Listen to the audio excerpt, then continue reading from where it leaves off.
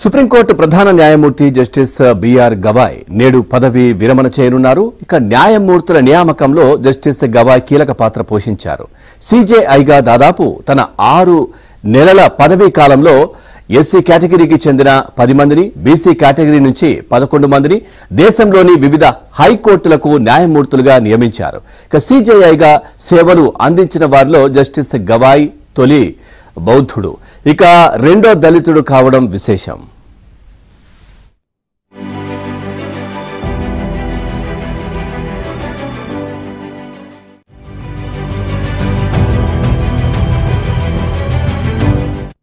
నెలల పదవీ కాలంలో ఎస్సీ కేటగిరీకి చెందిన 10 మందిని, బీసీ కేటగిరీ నుంచి 11 మందిని దేశంలోని వివిధ హైకోర్టులకు న్యాయమూర్తులుగా నియమించారు. ఇక సిజేఐగా సేవలు అందించిన వారిలో జస్టిస్ గవాయ్ తొలి బౌద్ధుడు, ఇక రెండో దళితుడు కావడం విశేషం.